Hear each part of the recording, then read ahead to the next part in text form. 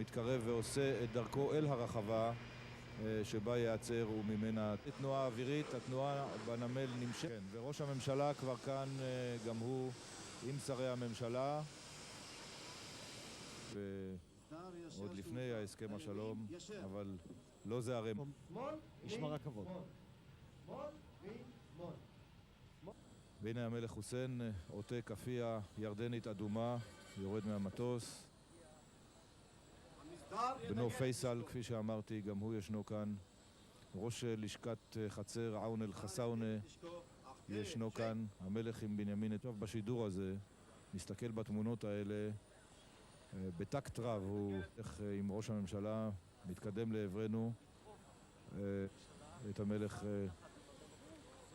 אל המכונית. ראש הממשלה יתלווה אל המלך במכונית, הם יוצאים מכאן ישר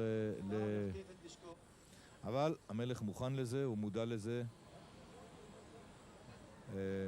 ואחרי ככלות הכל הוא אדם נראה אותו יוצא ממכוניתו ונכנס אל בני המשפחה. בני המשפחה מקבלים את פניו. והנה הוא המלך חוסיין נכנס לבית משפחת מלכה, המשפחה הראשונה בבית שמש שהוא מבקר.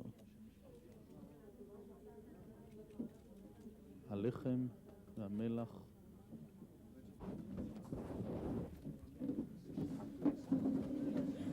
האם העלייה לא עוצרת ברגשותיה.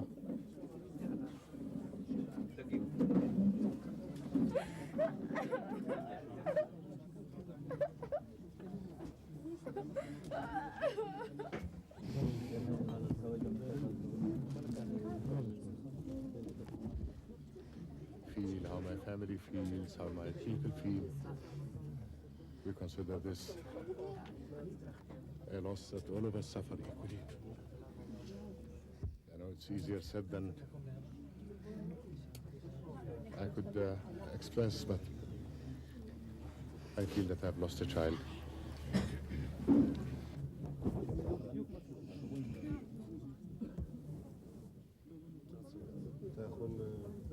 יכולה לתרגם לה? בבקשה.